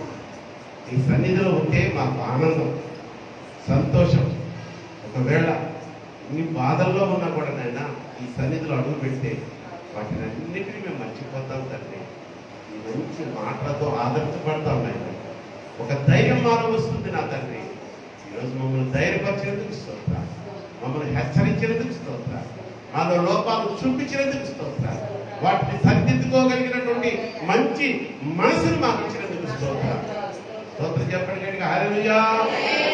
ప్రభువా ప్రభువా ప్రభువా, మా జీవితకాలం అంతా చిన్న మందైనా మేమందరం ఒక కుటుంబీకులాగా, రక్త సంబంధికుల కంటే అధికముగా ఒకరి కోసం ఒకరము ఆయన ఏ త్యాగం చేయడానికైనా సిద్ధపడే అంత ప్రేమానురాగాలు కలిగిన విశ్వాసులుగా, నీకు ప్రేమిన బిడ్డలుగా ముందుకు సాగిపోయే గొప్ప నడిపింపు, ఆశీర్వాదము ఈ నీ బిడ్డలకు నాకు కూడా దయచేయండి. ఇప్పుడు వరకు జరిగించిన ఆరాధన బట్టి స్తోత్రాలు. మీ దీర్ఘ దాసుడు మా సహోదరుడు ఆయన, మా బిడ్డ సమానుడు రాజశేఖర్ పాలు గారిని అద్భుతంగా మీరు వాడుకుంటున్న విధానానికి స్తోత్రాలు. ఆయన సొంత జ్ఞానం కాదు కానీ మీ ఆత్మ జ్ఞానంతో ఆయన మాట్లాడారు. మనం చేయించున్న ప్రతి నెల చేయించున్నటువంటి ఆ 2వ మంగళవారము ఆ ప్రత్యేకమైనటువంటి ఆరాధన పరిచయం ఇంకా దీవించండి. ఆ పరిచయం ద్వారా అనేకులు రక్షింపబడటకు తగిన ప్రతిఫలము దీవెన తనకు, తన భార్యకు, బిడ్డలకు, తన కుటుంబానికి దయచేయడం. అయ్యా ఇప్పుడు ఇక్కడ నిలబడి ఉన్నటువంటి తీరులైన నీ బిడ్డల గురించి ప్రత్యేకంగా ప్రార్థన చేస్తున్నాను. అలాగే ఆన్లైన్లో ఉన్న బిడ్డలు నా తండ్రి ఎవరెవరు అయితే ఉన్నారో నాకైతే తెలియదు, కానీ నా ప్రభా నా సహోదరి గుంటూరులో ఉంటున్నటువంటి జయసుందరి గ్యాస్లో ఆ బిడ్డ తప్పకుండా మా ఈ జరుగుతున్న ఆరాధనలో పాల్పంచుకుంటుంటారు. ఆన్లైన్లో ఉన్న నా చెల్లిని అలాగే ఇతరులను అందరినీ ఆశీర్వదించండి, వారి అక్కర్లు తీర్చండి. ఒకవేళ స్వల్పమైనటువంటి అనారోగ్యం ఉంటుంటే వాటిని స్వస్థపరచండి. శాంతి సమాధానం సంతోష సమృద్ధులతో వీరందరినీ వీరి కుటుంబీకుని నింపమని పెడుతున్నాను. అయ్యా ఈ యొక్క ప్రత్యేక సమయంలో నా తండ్రి ఎంతో సంతోషంగా నీ సన్నిధికి వచ్చాం. అంతకంటే అధికమైనటువంటి ఆశీర్వాదకరంగా దీవెనలు పొందుకుని మేము ఆ గృహాలకు పోవడం చూపించాము. మరలా శుక్రవారం జరుగుతున్నటువంటి ఆరాధనలో మేమందరం కలుసుకున్న వరకు ప్రతి ఒక్క బిడ్డకు ఆయన మీ అగ్ని పంచను ఆయన రక్షణ ప్రకారంగా ఉంచి క్షేమాభివృద్ధి మాకు ఏదైతే కృపను మీరు చూపిస్తున్నారో, కాపుదలిస్తున్నారు, అదే కాపుదలు అదే కృపను ఆన్లైన్లో ఈ ఆరాధనలో పాల్పంచుకున్న ప్రతి బిడ్డకును వారి కుటుంబీకులు దయచేయని కోరుకుంటూ ప్రత్యేకంగా తీవ్రమైనటువంటి అనారోగ్యంతో అలాగే సైతాను గవత హస్తాల్లో పట్టబడి బంధించబడి ఎదుర్కొబడుతున్న జ్ఞాపకాతుని దోషపడతా వీటిని ఒక్కసారి జ్ఞాపకం చేసుకొని ఆ శోధన నుంచి వారికి విడుదల కలిగించేది వేడుకొచ్చు.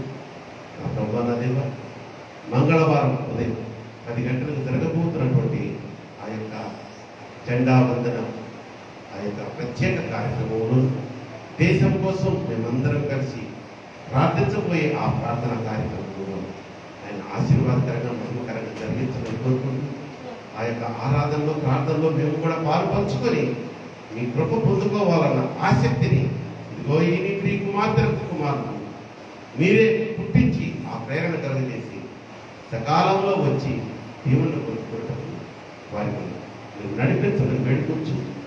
మరొకసారి ప్రియ సంఘాన్ని మీ కృపాస్థలకు అప్పచెప్పుకుంటూ మా సమస్త పాపములను క్షమించి సకల దీవులతో నింపి నేటి దిన ఆశీర్వాదంతో నింపిపోకుండా యేసు నామములో ఈ ప్రార్థనను సమర్పించి బ్రతికులాడి వేడుకుంటున్నాను నా ప్రభు తండ్రి. పరలోకమందున మా తండ్రి నా పరిశుద్ధ రాజ్యం వచ్చింది కాక మీ చిత్తం పరలోకమందు నెరవేర్చబడి కాక ఆయన మీద ఆహారం మాకు దయచేయము. ఆయన అపరాధం చేసిన వారిని శోధంలో రాజ్యము శక్తి నిరంతరం నీవే అందులో తండ్రి. మన పరమ తండ్రి అయినటువంటి దేవుని ప్రేమయు మన ప్రభువును ప్రియరక్షకుడైన యేసుక్రీస్తు వారి పరిశుద్ధాత్మ దేవుని అన్యుల సహవాసము ఇక్కడ కూడి వచ్చిన ప్రతి బిడ్డకును ఆన్లైన్లో ఈ ఆరాధనలో పాల్పంచుకున్న ప్రతి కుటుంబానికి అలాగే సకల పరిశుద్ధులకు సదాకాలం తోడైనగాక. ఆశీర్వాదం వర్షింప చేయు